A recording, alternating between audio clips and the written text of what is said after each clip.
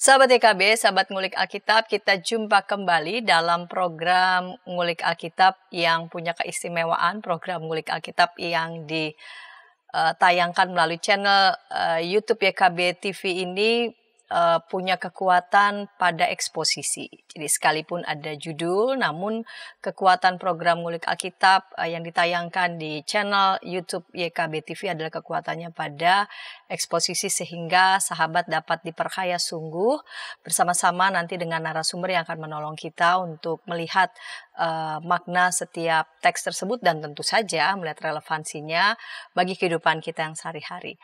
Masih kita mengulik kitab Injil Yohanes, yaitu secara khusus episode kali ini kita akan mengulik Injil Yohanes pasal 5 ayat 1 sampai 18. Injil Yohanes pasal 5 ayat 1 sampai 18, dan yang akan menolong kita sebagai narasumber mengulik teks yang kaya ini di perikop ini diberi judul penyembuhan pada hari Sabat di kolam Bethesda.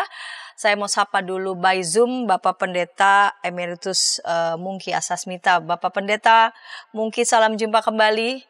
Ya, terima kasih. Salam jumpa juga. Salam sehat untuk semuanya. Yang satu di Jakarta, yang satu di Solo. Pak Pendeta, kita akan mengulik Injil Yohanes pasal 5 ayat 1 sampai 18 dengan judul Mujizat Tak Selalu Berujung. Tobat. Kita akan mulai saja, kita akan buka dalam doa. Mari Pak Pendeta dapat memimpin kita dalam doa. Hai, mari saudara-saudara sekalian dimanapun Anda berada, kita akan memulai ngulik Alkitab pada saat ini dengan membukanya dengan doa. Mari kita berdoa. Sungguh kami bersyukur kepadamu ya Tuhan, oleh karena penyertaan dan pemeliharaan Tuhan yang senantiasa boleh kami rasakan dalam kehidupan kami. Saat ini kami mendapatkan kesempatan untuk bersama-sama kami mempelajari firman-Mu di dalam program ngulik Alkitab ini. Kami memohon pimpinan dan penyertaan Tuhan, biarlah kiranya dengan pertolongan Tuhan, maka program ini, ngulik Alkitab ini boleh menjadi berkat bagi kami semua, khususnya bagi anak-anak-Mu yang boleh mengikuti program ini. Terima kasih Bapa, mampukan setiap kami, baik Ibu Pendeta Santiani maupun juga hamba-Mu ini, untuk dapat menguraikan firman-Mu dengan sejelas-jelasnya. Di dalam nama Tuhan Yesus kami berdoa. Amin. Amin. Injil Yohanes pasal 5 ayat 1 sampai 18 saya akan membacakannya. Sesudah itu ada hari raya orang Yahudi dan Yesus berangkat ke Yerusalem. Di Yerusalem dekat pintu gerbang domba ada sebuah kolam yang dalam bahasa Ibrani disebut Bethesda. Ada 5 serambinya dan di serambi-serambi itu berbaring sejumlah besar orang sakit, orang-orang buta, orang-orang timpang, dan orang-orang lumpuh. Mereka menantikan guncangan air kolam itu. Sebab sewaktu-waktu turun malaikat Tuhan ke kolam itu dan mengguncangkan air itu. Siapa saja yang pertama masuk ke dalamnya sesudah guncangan air itu menjadi sembuh, apapun penyakitnya. Di situ ada seorang yang sudah 38 tahun lamanya sakit. Ketika Yesus melihat orang itu berbaring di situ, dan karena ia tahu bahwa ia telah lama dalam keadaan itu, berkatalah ia kepadanya, "Maukah engkau sembuh?"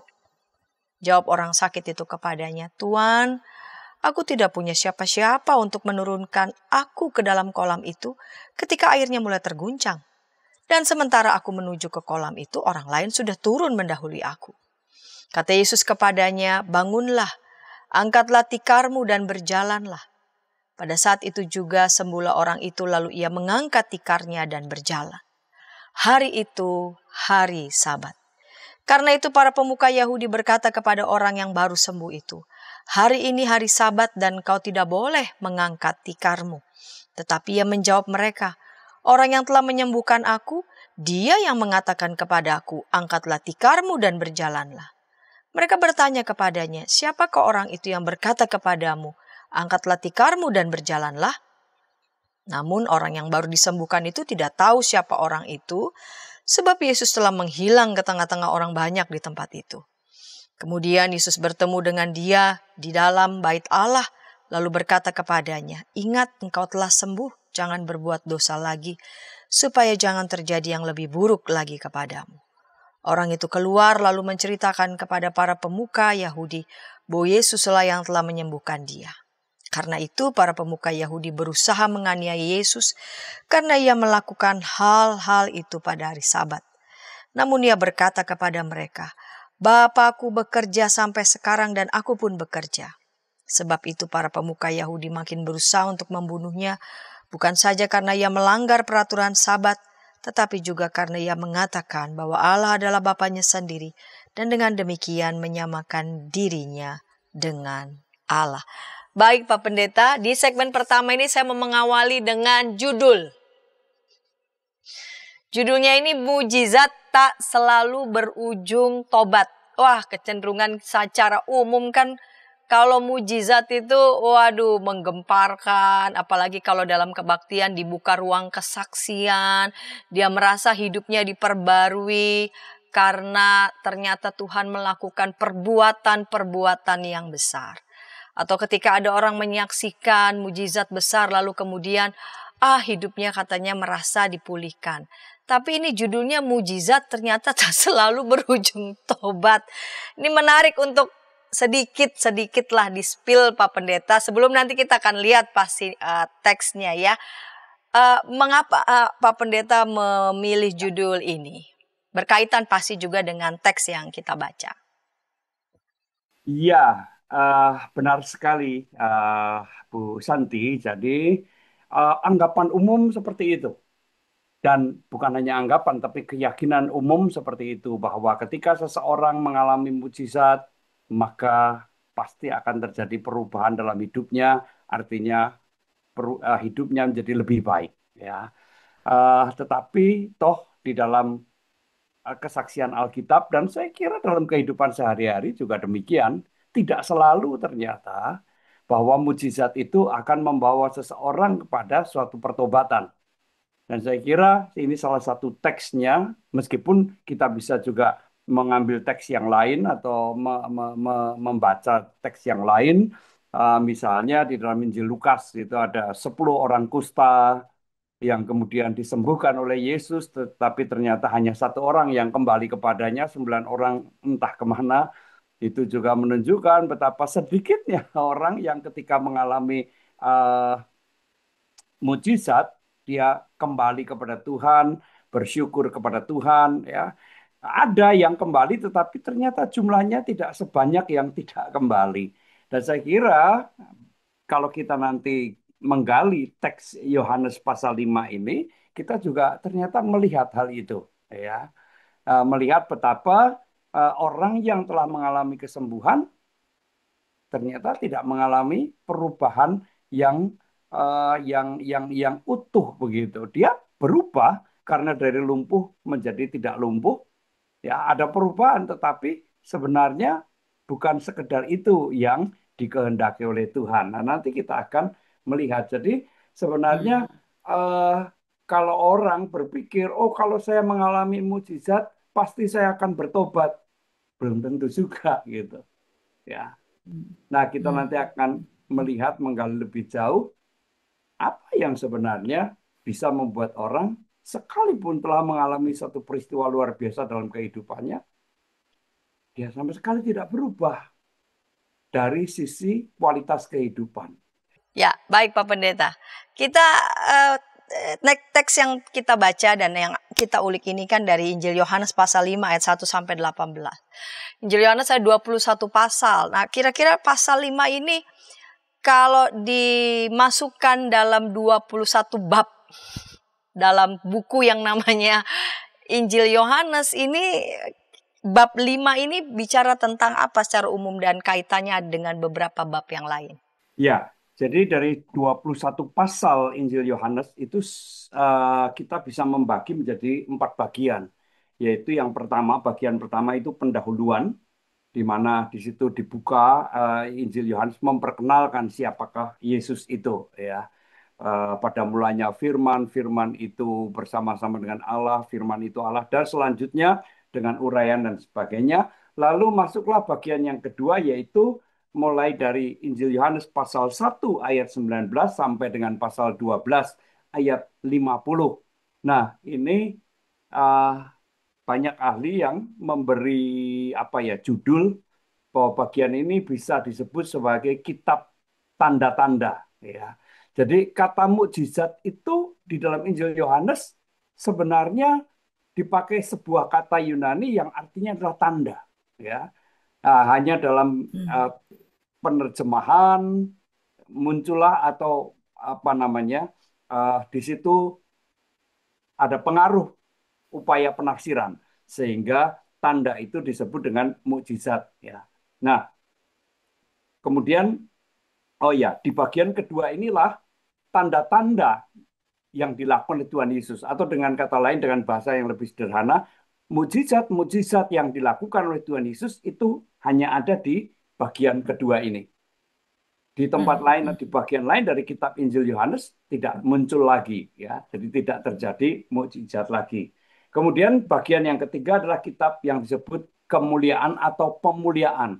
Nah, di sini Tuhan Yesus memang berbicara tentang penyalipannya, bahwa penyalipan itu bukan sebuah kekalahan, tetapi itu anak manusia ditinggikan, ya, ditinggikan, dimuliakan, ya itulah itu dari pasal 13 ayat 1 sampai dengan pasal 20 ayat 31 dan kemudian pasal 21 itu adalah bagian penutup. Jadi bagian yang kita bahas pada saat ini adalah bagian yang kedua yang disebut dengan kitab tanda-tanda atau bagian yang secara khusus berbicara tentang mukjizat dan itu dikaitkan dengan hari raya orang Yahudi ya atau hari raya Yahudi begitu. Ya, kita mulai ke teksnya. Sesudah itu ada hari raya orang Yahudi dan Yesus berangkat ke Yerusalem. Di Yerusalem dekat pintu gerbang domba ada sebuah kolam yang dalam bahasa Ibrani disebut Bethesda. Di ayat 1 dan ayat 2 bagian atas ini yang menarik. Hari raya orang Yahudi tidak disebutkan secara persis hari raya apa itu. Dan di Yerusalem dekat pintu gerbang domba, ini ada pintu gerbang domba, pintu gerbang apa itu? Dan ada kolam disebut Bethesda. Ini detail ya, penulis Injil Yohanes memberikan lokusnya aja jelas ini. Persisnya hari raya apa Pak Pendeta? Ya, menarik karena di bagian ini justru tidak disebutkan Ya. hari raya apa sebenarnya sehingga kita tidak tahu persis hari raya apa yang pada saat itu terjadi. Baru pada pasal-pasal berikutnya atau pada perikop-perikop selanjutnya muncul keterangan ya ada hari raya Paskah, Tabernakel, penahbisan Bait Allah. Tapi pada bagian ini justru tidak disebutkan. Nah, oleh karena itu kita tidak tahu hari raya apa, tetapi dugaan kebanyakan yang dimaksudkan dengan hari raya ini adalah hari Sabat. Ya, jadi itu muncul secara eksplisit, secara langsung sesudah Tuhan Yesus menyembuhkan orang yang lumpuh itu diberi keterangan hari itu adalah hari Sabat. Nampaknya itu yang dimaksudkan dengan hari raya tersebut. Nah, kemudian yang menarik adalah diberikan penjelasan bahwa di dekat pintu gerbang domba terdapat sebuah kolam yang namanya Bethesda. Biasanya penggambaran atau deskripsi yang cukup detail ini menuntut perhatian dari pembacanya, ya bahwa ini bukan sekedar memberikan deskripsi lokasi, tetapi nampaknya ada makna tertentu, ya. Nah, apa sih maknanya? Kalau kita membaca pintu gerbang domba, kita kemudian diingatkan bahwa di eh, misalnya di pasal 10 ya Injil Yohanes, masih di Injil Yohanes, pasal 10 ayat 9 di situ Tuhan Yesus menggambarkan dirinya sebagai pintu. Penggambaran ini jarang sekali, ya. Jarang sekali diingat atau diperhatikan oleh kebanyakan orang Kristen ya. Kebanyakan orang Kristen menggambarkan Tuhan Yesus sebagai gembala ya, Gembala. tapi sebagai pintu itu jarang sekali. Padahal jelas Pintu. sekali akulah pintu ya. Dikatakan akulah pintu, siapa yang masuk melalui aku ia akan diselamatkan dan ia akan masuk masuk dan keluar serta menemukan padang rumput. Jadi Aduh. kenapa disebut uh, pintu gerbang domba? Nampaknya ini mau mengkaitkan ini loh, pintu yang sebenarnya. Ya, Yesus inilah pintu yang sebenarnya dan gerbang domba juga nampaknya juga dikaitkan eh, terutama kalau kita membaca kelanjutannya yaitu masih di Injil Yohanes pasal 9 sebuah narasi yang sangat terkenal yaitu Yesus memulihkan orang yang buta sejak lahirnya. Di situ dalam perikop yang sangat panjang itu juga disiratkan bahwa orang ini pun adalah salah satu domba Israel. Jadi Yesus datang ke eh, dekat pintu gerbang domba dan dekat kolam Bethesda itu juga untuk mencari domba, salah satu domba Israel. Salah satu domba yang sudah kehilangan pengharapan sebenarnya. Ya. Bagaimana bisa kehilangan pengharapan kita kalau mengikuti pembacaan itu eh, diungkapkan oleh si orang lumpuh ini, kita tidak tahu siapa namanya, yang mengatakan bahwa tidak ada seorang pun yang peduli pada dirinya. Tidak ada seorang pun yang menolong dirinya sehingga dia selalu ketinggalan. Karena ada keyakinan bahwa ada malaikat turun ke atas air kolam Bethesda lalu mengguncangkannya. Dan ketika air berguncang, siapa yang masuk duluan, apapun sakitnya, ia akan sembuh. Nah, bagaimana mungkin orang lumpuh tanpa bantuan bisa masuk ke dalam kolam ketika air di dalam kolam itu diguncangkan. Jadi ada situ domba Israel yang berada di dalam keputusasaan, ia tidak punya harapan apapun untuk bisa sembuh. Nah, jadi pintu gerbang domba ini ternyata mempunyai dalam kaitan juga dengan kolam Bethesda itu mempunyai makna yang sangat mendalam dan yang menarik bukan dikaitkan dengan kolam Bethesda meskipun uh, kata Bethesda itu sendiri artinya rumah kasih karunia, ya, rumah belas kasih, kasih karunia dan kebaikan. Nah, tetapi nanti akan kita lihat bahwa kesembuhan dari orang ini bukan karena kolam itu, tetapi karena Yesus. Yesus yang datang ke dekat pintu gerbang domba dan dekat kolam Bethesda, kolam kasih karunia, kolam belas kasihan. Yesus menyatakan kasih belas kasihnya kepada salah satu domba Israel yang sedang berada dalam keputusasaan yang mendalam. Begitu Bu Santi. Baik, baik Pak Pendeta. Kita akan ulik teksnya selanjutnya di segmen kedua, namun sebelumnya kita dengarkan pesan-pesan berikut ini.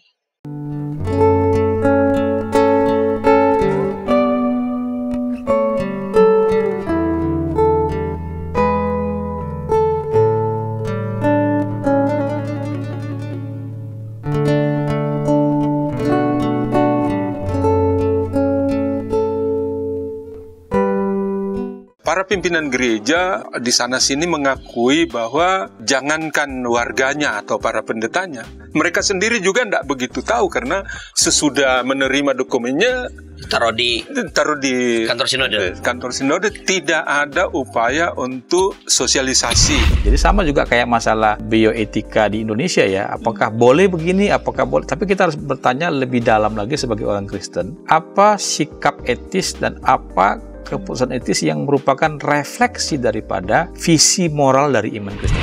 Hadirkan Tuhan sebagai sahabat, bukan hanya sebagai majikan yang di atas atau hakim. Hadirkan Tuhan sebagai sahabat kita juga, yang mau mendengar, mau meraih, yang kamu bisa seadanya dengan dia, yang kamu bisa nikmati kehadirannya. Kalau gereja bisa lakukan itu, apapun alirannya, saya kira Gen Z akan merasa ini rumah. Ternyata masih banyak komunitas kita yang tanpa sadar budaya hierarkis di dunia itu dibawa masuk ke gereja. Bagaimana sikap majelis, sikap anggota jemaat terhadap satpam gereja, terhadap pekerja gereja, itu kita kadang-kala tidak memperlakukannya sebagai sahabat, tapi ya pesuruh aja yang ya udahlah.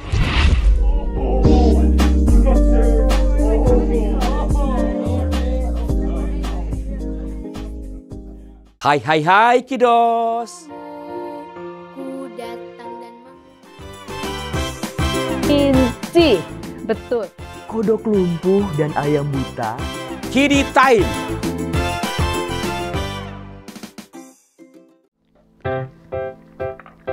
Shalom adik-adik. Hari ini Kepik berkeliling dari desa ke desa. Kepik pengen ke rumah Pak Tani. Coba, ada yang tahu nggak di rumah Pak Tani ada apa saja? Ayo coba tebak. Apa coba? Betul, ada sapi. Mo. Mereka sekarang rukun dan jalan bersama-sama pulang ke rumah Pak Tani. Kak Evelyn, tapi sebelum tidur aku mau dengar dongeng dulu. Katanya tadi sudah ngantuk. Pokoknya aku mau dengar dongeng dulu, Kakak. Jadi bangku nih. Kayak cerita ya, siap? Ayam buta hanya bisa mendengar suara orang berseru-seru sambil berlari. Lari, kebakaran. Sekarang kodok lumpuh itu bebas berada di atas punggung semua ayam. Kemanapun dia mau pergi, ayam-ayam siap membawanya.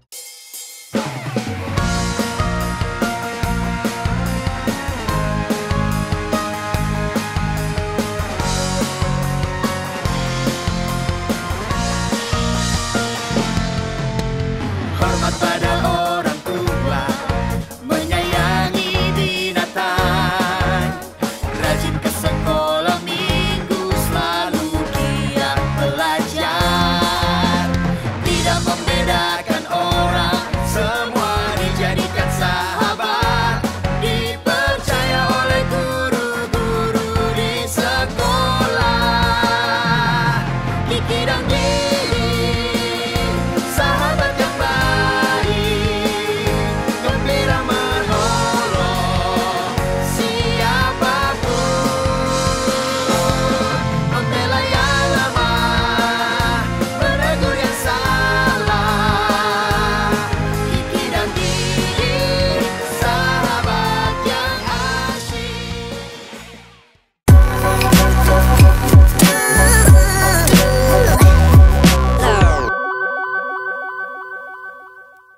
Sahabat YKB TV, sahabat Ngulik Alkitab, senang masih bersama dengan kami dalam program Ngulik Alkitab. Pada episode kali ini kita mengulik Injil Yohanes 5 ayat 1 sampai 18 dengan judul Mujizat Tak Selalu Berujung Tobat. Kita memasuki segmen kedua dan saya mengajak sahabat dapat berinteraksi, menyampaikan respon ataupun juga pertanyaan di kolom deskripsi yang tersedia. Baik Pak Pendeta, kita lanjut di segmen yang kedua ini. Di sini dituliskan dan diserambi dan ada 5 serambi. Dan di serambi-serambi itu berbaring sejumlah urus besar orang sakit, orang-orang buta, orang-orang timpang, dan orang-orang lumpuh. Lalu kemudian di ayat 5 di situ ada seorang yang sudah 38 tahun lamanya sakit. Ini ada 5 serambi. Ini bayangannya serambi seperti bilik, pintu.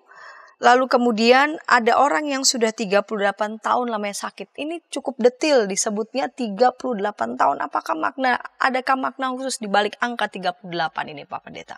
Ya, baik Bu Santi, terima kasih. Jadi saya akan berbicara atau membicarakan dulu tentang serambi. Memang serambi ini saya bayangkan juga seperti ruang-ruang begitu ya. Apakah ada pintu? Nampaknya tidak. Itu hanya sekedar tempat untuk orang-orang sakit yang seperti dijelaskan, orang sakit lumpuh, buta dan sebagainya ada di situ menanti air berguncang begitu ya. Jadi ada 5. Jadi ini menarik karena di dalam Injil Yohanes ini sering sekali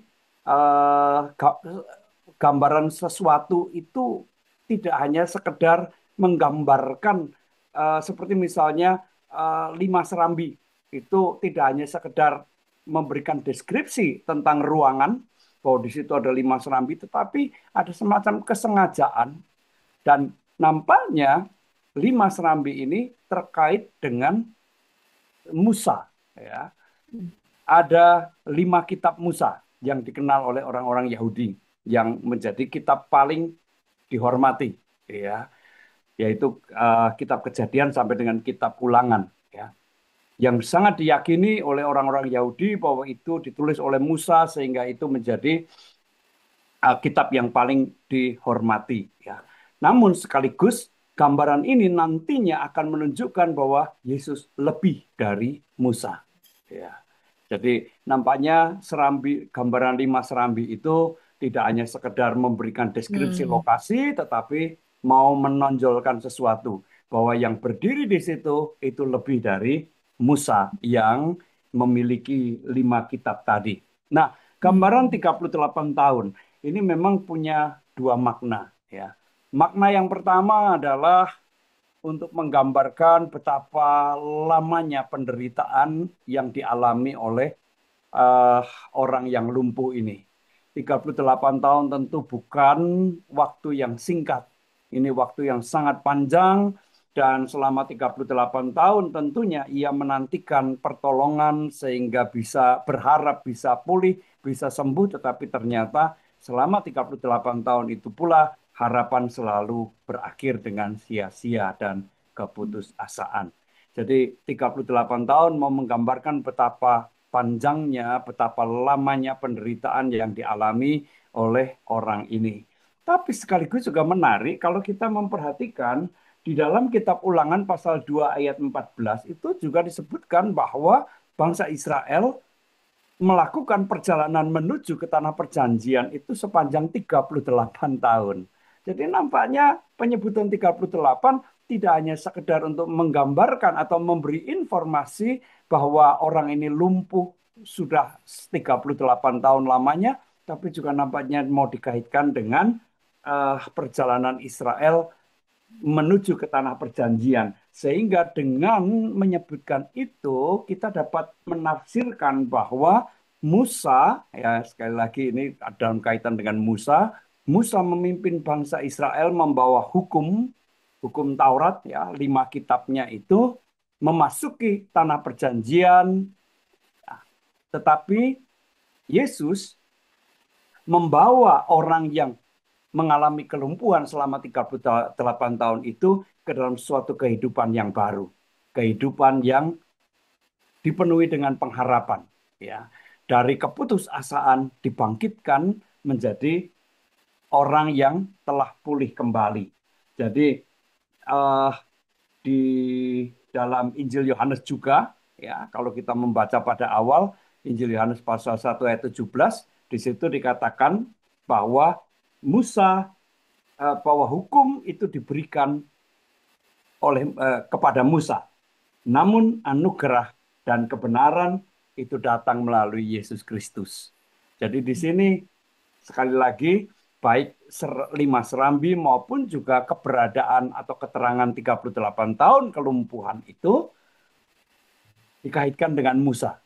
Ya, bahwa Musa membawa hukum dan mengantarkan Israel ke tanah perjanjian. Yesus membawa orang yang telah lumpuh 38 tahun dalam kondisi tanpa pengharapan itu menerima anugerah, dan itulah kebenaran Allah yang dinyatakan melalui pekerjaan Tuhan Yesus tadi. Baik, Pak Pendeta, kita lanjut di ayat selanjutnya. Ketika Yesus melihat orang itu berbaring di situ, ayat 6, dan karena ia tahu bahwa ia telah lama dalam keadaan itu, berkatalah ia kepadanya, maukah engkau sembuh? Jawab orang sakit itu kepadanya, Tuhan, aku tidak punya siapa-siapa untuk menurunkan aku ke dalam kolam itu, ketika airnya mulai terguncang, dan sementara aku menuju ke kolam itu, orang lain sudah turun mendahului aku. Ini justru respons pertama datang justru dari Yesus. Entah apa karena yang sakit ini tidak atau bagaimana, tapi ini memang datangnya langsung dari Yesus.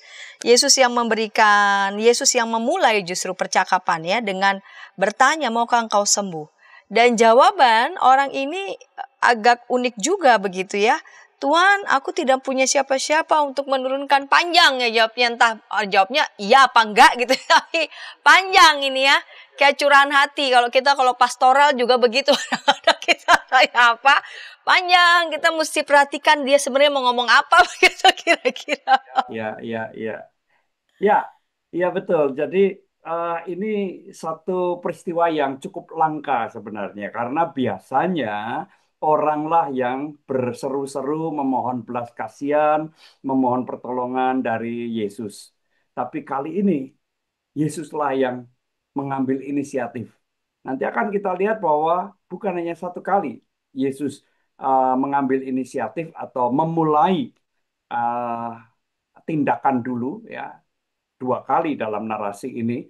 Yang pertama ini Yesus mendatangi orang yang lumpuh itu dan bertanya, maukah engkau sembuh? Tentu saja ini eh, satu pertanyaan yang mungkin bagi banyak orang aneh, tetapi jelas sekali lah bahwa orang itu pasti pengen sembuh. Tapi bukan itu sebenarnya. Pertanyaan Tuhan Yesus itu sebenarnya mengandung tawaran dan sekaligus tantangan. Ya. Tawaran, maukah engkau sembuh? Tantangan, percayakah engkau bahwa orang yang berdiri di depanmu itu bisa menyembuhkan engkau? Jadi itu yang dimaksudkan dengan lontaran pertanyaan itu. Yang menarik memang respon dari orang ini ternyata tidak seperti yang diharapkan gitu ya. Bukannya, oh iya saya pengen sembuh, tapi malah dia mengatakan, siapa yang dapat menolong aku untuk masuk ke dalam sungai, ke dalam kolam itu ya. Jadi eh, sangat mungkin dia tidak tahu siapa yang berbicara di depannya. Ya. Apakah eh, barangkali atau bahkan sangat mungkin orang yang lumpuh ini berpikir bahwa Yesus yang bertanya, maukah engkau sembuh, nantinya akan menawarkan bantuan untuk memasukkan dia ke dalam kolam. Ya. Nah, tetapi ternyata tidak demikian. Ya. Ini menjadi satu perbandingan yang luar biasa karena penantian yang panjang tanpa hasil selama 38 tahun itu, sekarang tiba-tiba si lumpuh ini mengalami kesembuhan yang segera. Ya. Tidak menunggu lama lagi. Begitu dia menjawab, sekalipun jawaban itu tidak seperti yang diharapkan, toh Tuhan Yesus tidak kecewa dan Tuhan Yesus mengatakan, bangkitlah, angkat tilammu dan berjalanlah.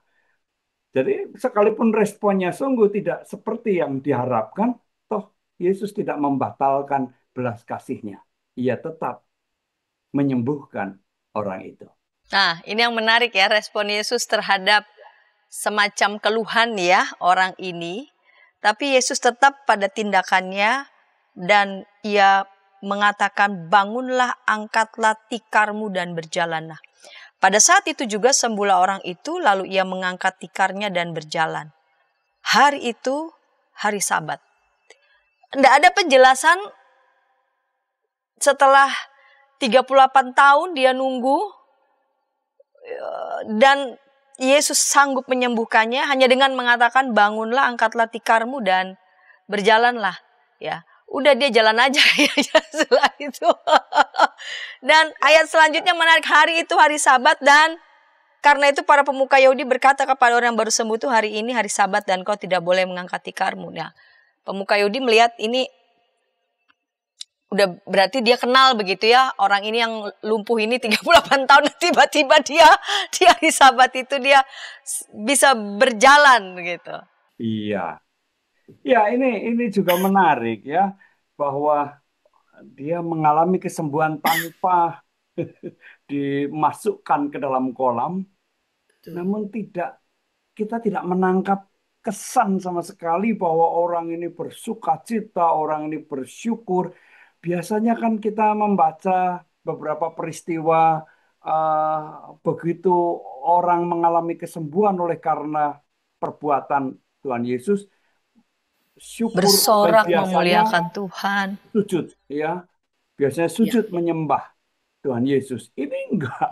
Jadi bangunlah, ya, angkat tikarmu dan berjalanlah. Ya dia langsung bangun, ngambil tikar dan jalan begitu Jalan. saja, ngeloyor pergi begitulah ya. Jadi nggak ada ucapan terima kasih, tidak menunjukkan tanda-tanda syukur ataupun respek kepada orang yang baru saja memulihkannya itu. Dan ini sangat sangat sangat menarik ya.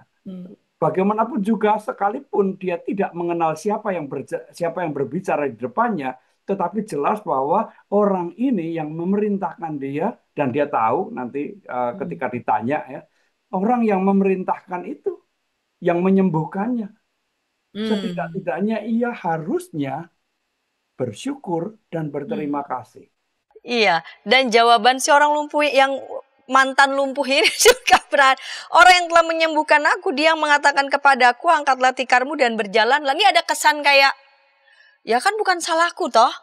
Kira-kira mau kesannya seperti itu. Ya tanya aja sama orang itu gitu. Kira-kira seperti itu. Tidak keluar dari mulutnya ungkapan syukur, ungkapan terima kasih, apapun itu, dia hanya bilang, ya orang itu yang tadi yang mengatakannya, dialah yang melakukan ini hari Sabat. Seolah-olah tidak punya reaksi ataupun respons positif atau berani begitu menghadapi pemuka agama ini begitu. Iya, jadi dia tidak mau bertanggung jawab atas apa yang dilakukannya. Padahal dia melakukan itu sebagai tanda bahwa dia sudah pulih 100%. Bahwa ada orang dengan kuasa yang luar biasa memulihkan dan menyembuhkan. Tapi tetap saja dia tidak mau bertanggung jawab, seolah-olah, ya betul seperti yang dikatakan Bu Santi, seolah-olah orang ini mau mengatakan, aku tidak salah, aku disuruh kok. Gitu. Ya, jadi dia mau melemparkan tanggung jawabnya kepada Yesus yang sudah menolong dan memulihkannya. Gitu. Tapi ketika ditanya siapa dia celingukan, ya bingung karena Yesus sudah hilang di tengah-tengah kerumunan orang banyak. Sehingga dia tidak bisa memberikan penjelasan siapa yang menyembuhkannya. Iya. Di ayat 14 Pak Pendeta, kemudian Yesus bertemu dengan dia dalam bait Allah lalu berkata kepadanya, ingat engkau telah sembuh, jangan berbuat dosa lagi supaya jangan terjadi yang lebih buruk lagi kepadamu. Orang itu keluar lalu menceritakan kepada para pemuka Yahudi bahwa Yesuslah yang telah menyembuhkan dia. Ini juga menarik, kita akan ulik ini di segmen ketiga dan tentu saja sekaligus kita akan melihat relevansinya untuk kehidupan sehari-hari. Ini mantan yang lumpuh ini benar-benar responnya menarik sekali. Ya, kita akan ulik di segmen ketiga, namun sebelumnya kita dengarkan pesan-pesan berikut ini.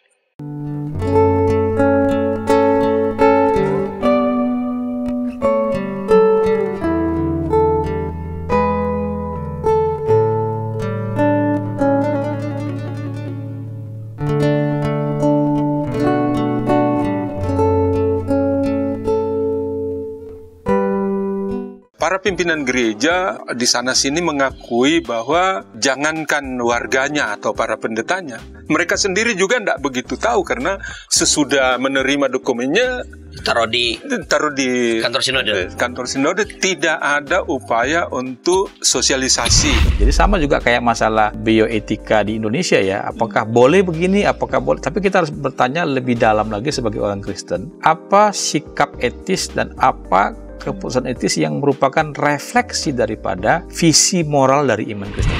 Hadirkan Tuhan sebagai sahabat, bukan hanya sebagai majikan yang di atas atau hakim. Hadirkan Tuhan sebagai sahabat kita juga, yang mau mendengar, mau meraih, yang kamu bisa seadanya dengan dia, yang kamu bisa nikmati kehadirannya. Kalau gereja bisa lakukan itu, apapun alirannya, saya kira Gen Z akan merasa ini rumah. Ternyata masih banyak komunitas kita yang tanpa sadar budaya hierarkis di dunia itu dibawa masuk ke gereja. Bagaimana sikap majelis, sikap anggota jemaat terhadap satpam gereja, terhadap pekerja gereja, itu kita kadang-kala tidak memperlakukannya sebagai sahabat, tapi ya pesuruh aja yang ya udahlah.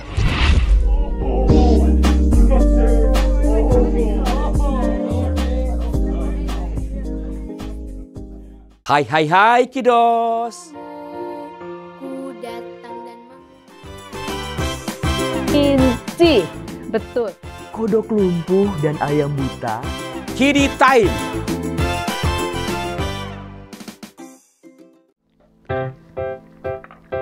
Shalom adik-adik. Hari ini Kepik berkeliling dari desa ke desa. Kepik pengen ke rumah Pak Tani. Coba, ada yang tahu nggak di rumah Pak Tani ada apa saja? Ayo coba tebak. Apa coba? Betul, ada sapi. Mo. Mereka sekarang rukun dan jalan bersama-sama pulang ke rumah Pak Tani. Kak Evelyn, tapi sebelum tidur aku mau dengar dongeng dulu. Katanya Katanya tadi sudah ngantuk. Pokoknya aku mau dengar dongeng dulu kakak. Jadi pangku nih. Kayak cerita ya, siap? Ayam buta hanya bisa mendengar suara orang berseru-seru sambil berlari. Lari, kebakaran. Sekarang kodok lumpuh itu bebas berada di atas punggung semua ayam. Kemanapun dia mau pergi, ayam-ayam siap membawanya.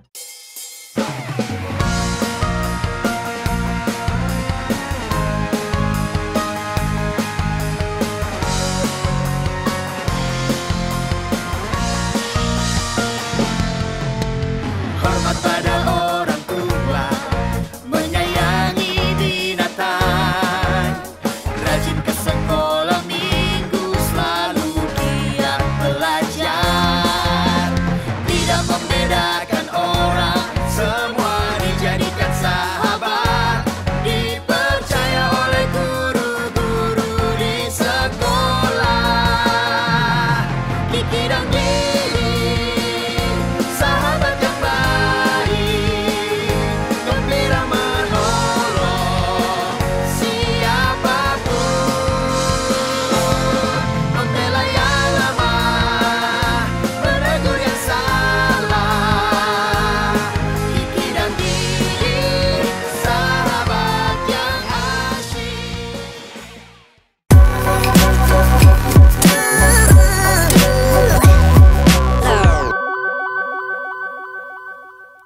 Sahabat EKB, sahabat ngulik Alkitab, senang masih bersama dengan kami dalam program Ngulik Alkitab. Kita mengulik Injil Yohanes 5 ayat 1-18 dengan judul Mujizat Tak Selalu Berujung Tobat. Kita tiba di segmen ketiga, segmen penutup ini. Pak Pendeta, kita lanjut, kita mau mengulik nih ayat selanjutnya, ayat 14 dan 15. Ini yang unik ini ya, kalau si orang lumpuh ini tidak melihat persis itu Yesus. Namun justru kemudian Yesus bertemu dengan dia dalam bait Allah lalu berkata kepada, ingat engkau telah sembuh, jangan berbuat dosa lagi supaya jangan terjadi yang lebih buruk lagi padamu. Dan si orang itu keluar lalu menceritakan kepada para pemuka Yahudi bahwa Yesuslah yang telah menyembuhkan dia. Yang tadi mempersoalkan kenapa mesti di hari Sabat, ini menarik lihat si respons orang yang sudah disembuhkan ini malah responnya malah seolah-olah berkonfrontasinya dengan Yesus, tapi justru malah bersekutu dengan para pemuka Yahudi yang boleh dibilang ya selama 38 tahun ya mereka juga kemana? Apakah memperhatikan orang lumpuh ini? Bagaimana respon Pak Pendeta? Ya, terima kasih Bu Santi. Jadi betul, inilah yang tadi saya sebut inisiatif kedua. Ya, jadi Tuhan Yesus tidak hanya melakukan satu kali inisiatif atau berinisiatif menemui orang lumpuh ini, tapi dua kali, dan yang keduanya itu adalah di bait Allah. Dan ini menarik karena dalam pertemuan yang kedua itu Tuhan Yesus memperingatkan kamu sudah sembuh, jangan berbuat dosa lagi. Nah, ini menimbulkan memang banyak penafsiran aneh gitu. Aneh karena begini. Kalau kita memperhatikan di dalam Injil Yohanes pasal 9, ketika Tuhan Yesus dan para murid itu bertemu dengan seorang yang dikatakan buta sejak lahirnya, kan itu juga ditanya ya, ini yang dosa siapa? Apakah orang ini atau orang tuanya? Dan Tuhan Yesus mengatakan, bukan orang ini, bukan orang tuanya, tetapi biarlah melalui orang ini pekerjaan Allah dinyatakan, kan begitu. Ya. Jadi ini kok jadi kontradiksi gitu. Di pasal 9, Yesus jelas sekali menolak menghubungkan penderitaan atau disabilitas seseorang ini dikaitkan dengan dosa, sementara di sini Tuhan Yesus kok nampaknya mengkaitkan dengan dosa, bahwa kelumpuhan itu dikaitkan dengan dosa. Apakah memang itu yang dimaksudkan? Nah, tentu saja sikap Yesus terhadap relasi antara dosa dan penderitaan ini tidak berubah-ubah yang tidak menentu. Tetap saja sebenarnya Yesus tidak dengan mudah menghubungkan antara sakit dengan dosa. Ya, belum tentu demikian. Nah, dalam kasus ini nampaknya ini menjadi semacam peringatan. Ya.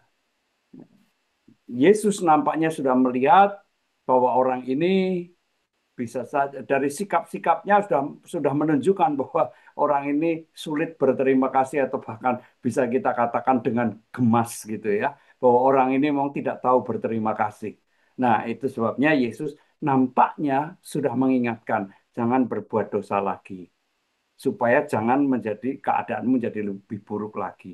Nah, dosa apa yang dilakukan itulah yang kemudian terjadi setelah Yesus menemui orang lumpuh yang sudah sembuh ini, dengan segera dikatakan orang ini keluar menemui para pemuka Yahudi dan mengatakan, itu loh yang menyembuhkan saya dan yang menyuruh saya mengangkat tikar dan berjalan. Ya.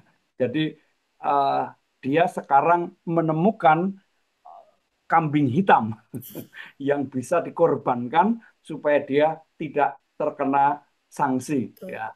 Nah, itu yang terjadi. Dan ini tentu saja respon yang sangat memprihatinkan. 38 tahun orang tidak peduli kepadanya. Kecuali satu orang, yaitu Yesus yang menyembuhkannya. Justru ia tidak berpihak kepada Yesus, ia malah justru berpihak kepada para pemuka Yahudi yang seperti yang tadi Bu Santi bilang, kemana mereka selama ini? Mereka tidak peduli, tidak berbuat apapun, tetapi kemudian justru kepada kelompok inilah si orang yang sudah mengalami kesembuhan ini berpihak. Dan ini sangat menarik karena kita bisa menyejajarkan, membandingkan antara peristiwa penyembuhan orang lumpuh dengan penyembuhan orang yang buta sejak lahirnya. Dan ada banyak kesejajaran di sana, kecuali salah satunya adalah di bagian ini, yaitu bahwa setelah bertemu dengan Yesus, orang yang lumpuh dan sudah sembuh itu pergi keluar bergabung, ya bisa dikatakan begitu, bergabung dengan musuh-musuh Yesus. Sementara orang yang buta sejak lahirnya itu yang disembuhkan justru terus berpihak kepada Yesus, membela Yesus, sehingga dikatakan bahwa dia akhirnya diusir keluar oleh para pemuka agama. Nah, di sini ada dua respon yang berbeda dari satu peristiwa yang bisa dikatakan serupa, yaitu peristiwa disembuhkan. Yang satu 38 tahun, yang satu sejak lahir. Dan saya kira rentang penderitaan kedua orang ini mungkin sama panjangnya. Tetapi yang satu bersyukur, berterima kasih, berpihak kepada Yesus, sementara yang satu justru berpihak kepada lawan-lawan Yesus. Nah, inilah, berangkat dari sinilah saya merumuskan judul bahwa mukjizat tak selalu berujung pada tobat. Pak Pendeta, apakah Yesus melanggar peraturan kah sehingga mereka nih gregetan sekali? Karena ternyata kalau ayat 18, para pemuka Yahudi makin berusaha untuk membunuhnya bukan saja karena ia melanggar peraturan Sabat, tetapi juga karena ia mengatakan bahwa Allah adalah Bapanya sendiri dan dengan demikian menyamakan dirinya dengan Allah. Ya. Jadi terutama ada dua alasan yang menurut para pemuka Yahudi itu sudah cukup kuat untuk membunuh Yesus. Yaitu yang pertama, melanggar hukum Sabat. Ya. Yang kedua, dari mana orang-orang atau pemuka Yahudi itu bisa menarik kesimpulan bahwa Yesus menyamakan dirinya dengan Allah dari ucapan Tuhan Yesus yang mengatakan Bapakku sampai sekarang bekerja. Dengan menyebut Allah sebagai Bapakku itu sebuah bagi orang-orang Yahudi, pemuka Yahudi itu penistaan terhadap Allah. Ia menyamakan dirinya dengan Allah. Ya. Bapakku sampai sekarang bekerja, demikian pula aku. Jadi jelas bahwa di situ Yesus menyamakan dirinya dengan Allah. Dan itu merupakan satu pelanggaran serius di dalam pandangan para pemuka Yahudi. Dan menarik adalah bahwa orang-orang Yahudi atau pemuka Yahudi ini justru lebih tertarik pada soal pelanggaran ketimbang sebuah peristiwa yang luar biasa ajaibnya. 38 tahun orang menderita, orang lumpuh, dan sekarang di depan mereka orang ini sudah berjalan, sudah sembuh. Bukan itu yang menarik, yang membuat para pemuka Yahudi ini bersyukur menyaksikan pekerjaan Allah di situ, melainkan justru mencari-cari kesalahan, mencari-cari celah bahwa ini pelanggaran, ini menyamakan dirinya dengan Allah. Ya. Mereka tidak bisa melihat bahwa di dalam peristiwa mukjizat itu nyata karya Allah yang bukan hanya menyembuhkan orang lumpuh, tapi juga memperbarui kehidupannya, menumbuhkan pengharapan yang baru. Dan mestinya si lumpuh yang sudah sembuh ini diharapkan menjalani kehidupan secara baru, tapi ternyata itu yang tidak diwujudkan oleh orang yang baru disembuhkan itu. Baik Pak Pendeta, ini mendekati menit-menit akhir di segmen penutup dan juga di episode ini mengulik Injil Yohanes 5. Relevansinya untuk kita semua ini tentang keberadaan orang lumpuh ini bersama dengan para pemuka Yahudi, dan juga pastinya dengan dikaitkan dengan judul mujizat tak selalu berujung tobat. Apa relevansinya untuk kita sebagai orang percaya di masa kini? Ya, jadi apa sih yang menyebabkan orang lumpuh ini tidak berpihak kepada Yesus, tidak mengungkapkan rasa syukur dan terima kasihnya? Dugaan saya adalah karena orang ini ketakutan. Dia sadar betul berhadapan dengan siapa? Para pemuka Yahudi yang punya kekuasaan dan bisa menjatuhkan penghukuman, entah itu pengucilan atau ekskomunikasi atau penghukuman-penghukuman yang lain. Dan itu nampaknya lebih ditakuti ketimbang kepatuhan kepada orang yang telah berbuat sesuatu yang besar dalam kehidupannya, yang mengubah 180 derajat kehidupannya. Nah, takut ya. Dan nampaknya ini juga perlu menjadi perenungan di dunia modern ini. Ya, ada banyak pekerjaan Allah yang dinyatakan dalam kehidupan orang-orang yang mengaku beriman. Tetapi apa sih sebenarnya tujuan dari pekerjaan Allah dalam kehidupan manusia, dalam kehidupan kita? Allah bekerja supaya kita itu menjalani kehidupan secara baru. Itu yang diharapkan. Itu yang Yesus harapkan pada orang yang lumpuh ini. Supaya ia menjalani kehidupan secara baru. Tetapi hidup secara baru itu ternyata tidak mudah. Dan menurut saya, mukjizat banyak yang tidak mengubah apapun. Sekalipun orang itu mungkin menyatakan untuk masa kini ya, menyatakan, oh terima kasih saya sudah begini begitu, saya mengalami begini begitu. Tetapi banyak kali orang juga melihat bahwa hidupnya tidak mengalami perubahan apapun kecuali mungkin dia sembuh. Tapi secara fisik, secara jasmani, secara rohani, spiritual tidak mengalami perubahan apapun. Dan disitulah mukjizat tidak selalu membuat orang kemudian bersungguh-sungguh bertobat, menjalani kehidupan secara baru, meninggalkan apapun yang jahat, yang tidak sesuai dengan kehendak Tuhan. Itu terjadi dalam dunia modern, jadi belum tentu juga orang yang bersaksi ke sana kemari bahwa dia mengalami kesembuhan dan sebagainya, betul-betul sudah menjalani kehidupan secara baru. Ya. Baru. Iya, jadi itu menurut saya menjalani hidup secara baru itu bagi banyak orang menakutkan. Karena mungkin banyak hal yang harus ia tinggalkan. Ya. Itu dia. Ya. Itu dia.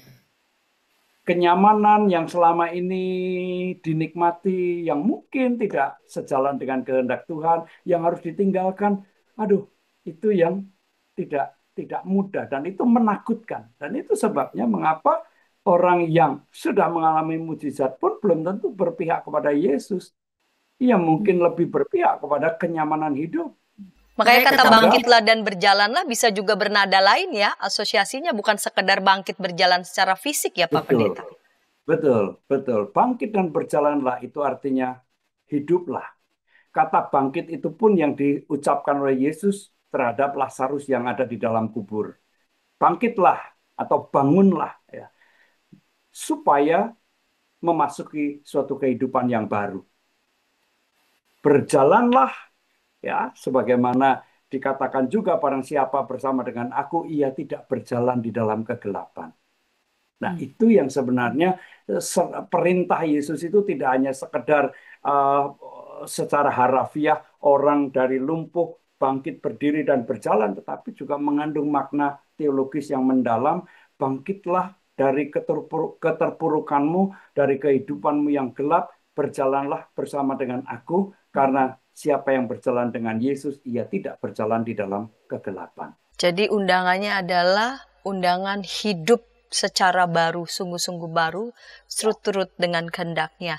Jadi ketika orang mengalami pemulihan, itu bukan sekedar merasa nyaman, lepas sesaat, tetapi lebih dari itu, mengalami pemulihan secara total, secara baru, sungguh-sungguh di dalam Tuhan. Ya. Baik Pak Pendeta. Jadi itu merupakan satu tantangan ya. Satu ajakan, siapapun yang telah mengalami karya Allah dalam kehidupannya, mari berjalanlah bersama dengan Kristus. Ya, jelas. Ya, mengharukan ini Pak Pendeta. Berjalanlah bersama dengan Kristus. Terima kasih Pak Pendeta Mungki Asasmita untuk kesediaan mengulik Injil Yohanes 5 ayat 1 sampai 18.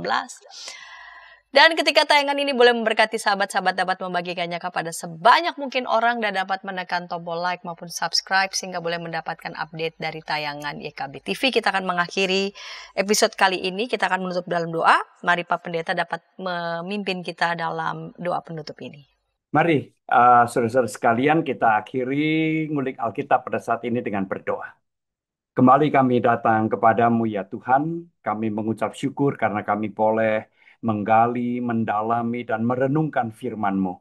Biarlah ajakan-Mu untuk senantiasa berjalan bersama dengan Engkau setelah kami menikmati begitu banyak pekerjaan Tuhan dalam kehidupan kami, boleh kami wujudkan dengan penuh kesungguhan, supaya kami tidak lagi berjalan dalam kegelapan, tetapi berjalan dalam terang bersama-sama dengan Tuhan.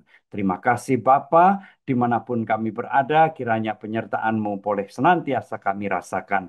Biarlah Tuhan juga memberkati YKB dengan segala program dan pelayanannya. Biarlah kiranya kehadirannya sungguh menjadi berkat bagi banyak orang. Terima kasih Bapa, di dalam Kristus kami berdoa. Amin. Amin.